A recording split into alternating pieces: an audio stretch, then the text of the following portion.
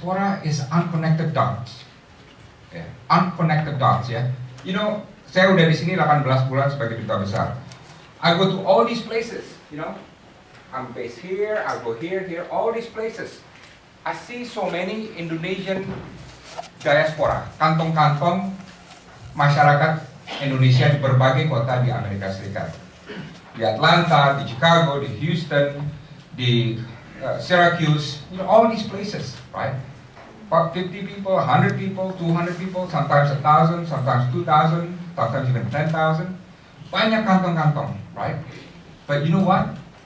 They are unconnected. I asked somebody in Atlanta, do you know somebody in Chicago? No.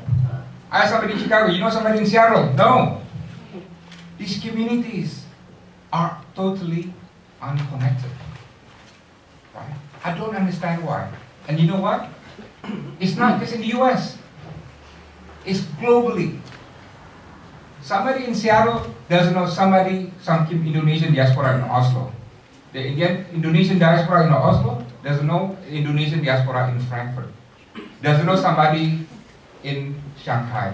The Indonesian diaspora in Shanghai doesn't know somebody in Tokyo. And so on and so on. Jadi it's global. These unconnected dots. And you know, you ask what's going on. Dalam masa Twitter, social Facebook, where everybody is so easily connected, all these communities are not connected. Yeah, are not connected in mind, yeah, and in psyche, right?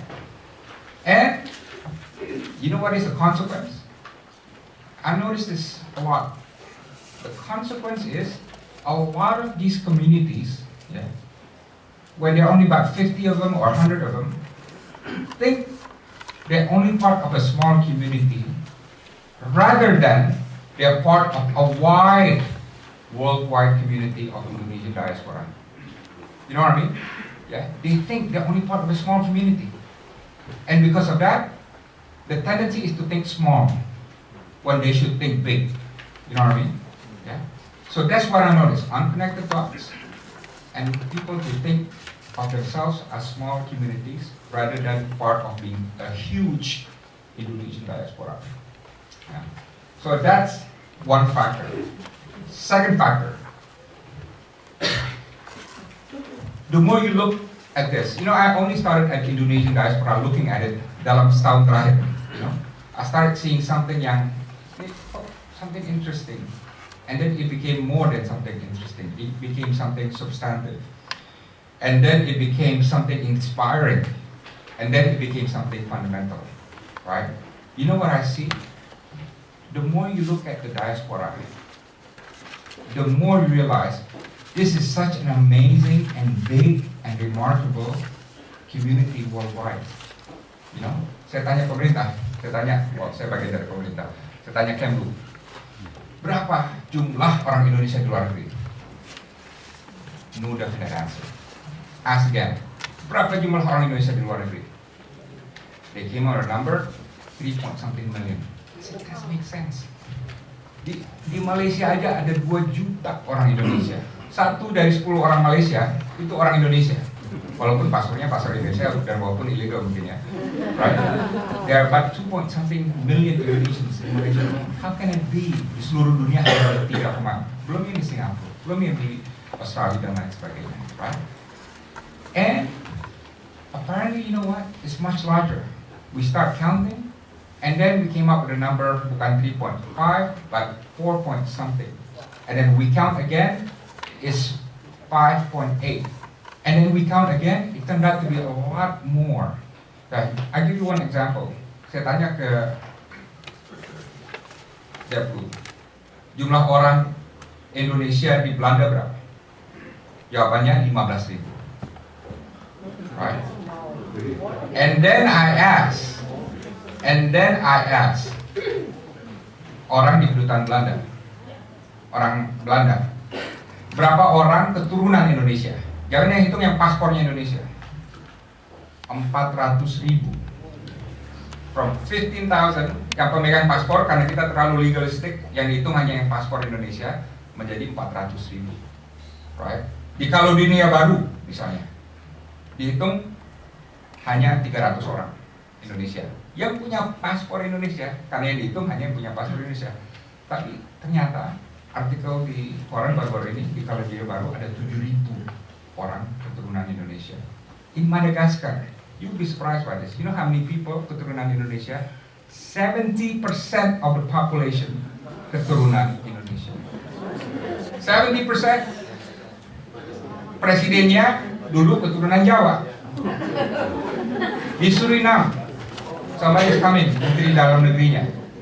You know namanya? Suwarto Warto Wadoyo, something like that. Something like that. Right? Suriname is a well-known case. Yeah. Afrika Selatan, saya tanya berapa orang Indonesia di sana. Oh, yang punya paspor Indonesia adalah 350 orang. You know what I asked? Jawabannya berapa? 1,2 juta orang. Ada kota dekat Cape Town, I actually went there, namanya Makassar. And you go there, everybody is kayak kita ke Makassar. You know?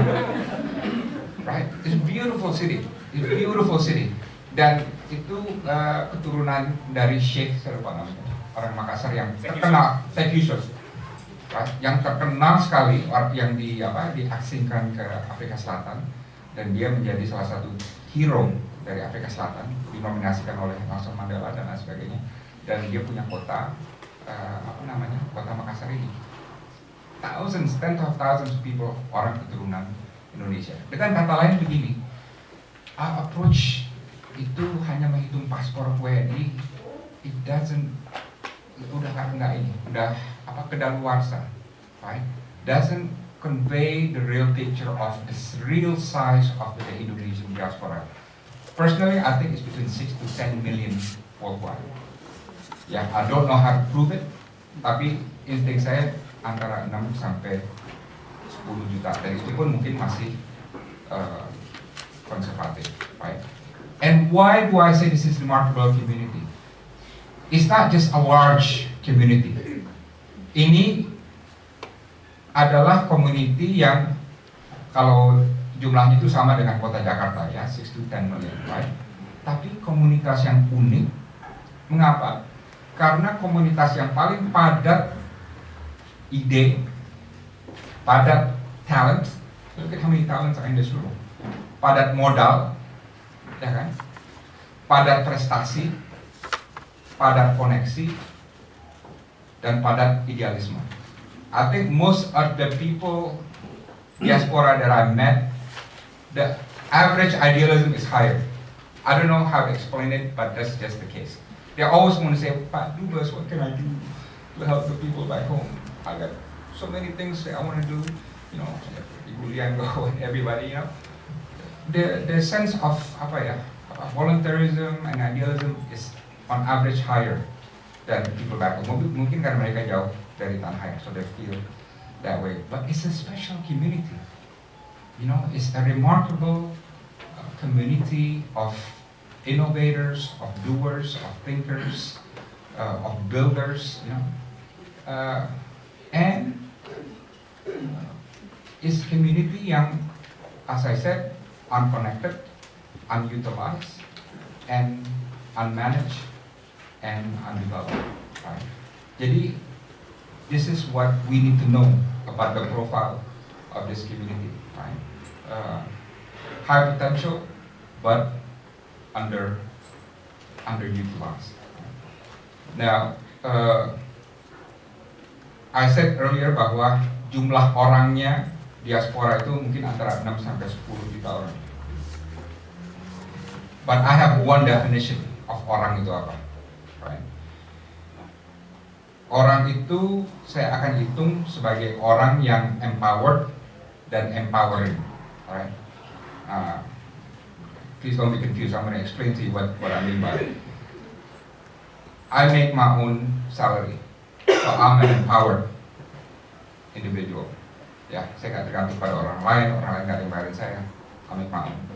But with my means, saya bisa menghidupi istri, 3 anak, ada 3 pembantu, ya. Dan istri saya punya usaha klinik di Jakarta, mempekerjakan 20 orang satu kakak. So me I'm empowering something into about 30 to 40 people in my life. So I count myself not I just one, tapi 30 people, right? Sehat Sutarja. Tadi saya tanya Pak Gani, I don't care how many billions he's worth, but what is worth to me in this context is the fact that 7,000 people work for him. So the worth of Sehat Sutarja is 1 plus 7,000. Yeah. Plus mungkin kalau ada keluarganya average 3 people, 21,000. That is the worth of Sehat Sutarja to me. Not the billions, but how many people he's empowering. The point is, profil dari diaspora Indonesia is such that it's more than 6 million people. You know, it's tens of millions people that are being empowered by them. Karena ini adalah diaspora yang paling banyak entrepreneursnya, yang paling banyak sarjananya, yang paling banyak inovatornya, yang paling banyak empowering capacity-nya, right? So like I said, this is a remarkable and big community that we don't even know about. I'm just surprised to see Pak siapa bros? Pak Awi. He has this persahabatan Indonesia, senior Indonesia, 160 people. You know, and yesterday I met somebody di Seattle. He has 20,000 people working for him in the cruise line. You know, there's 20,000 connections, and so on and so on. Jadi, again, it's a remarkable community. So that's two things. Yeah. The third thing, you have unconnected dots, you have a remarkable community, but di Indonesia, di pemerintah, ini saya mengkritik diri sendiri, saya bukan mengkritik pemerintah, ini otokritik, you know, and you know, governments have to be able to be open-minded and introspective. You know what is the policy towards diaspora?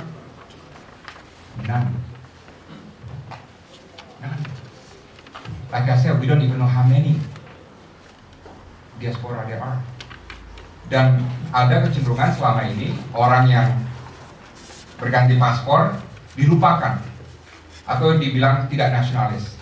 Padahal kita semua tahu ada perbedaan antara paspor dan nasionalisme. Orang yang ganti paspor is fine. They love Indonesia still. Hatinya di Indonesia masih, nasionalismenya masih membara. Doesn't make any difference. If you agree with me, clap. If you agree with me, clap.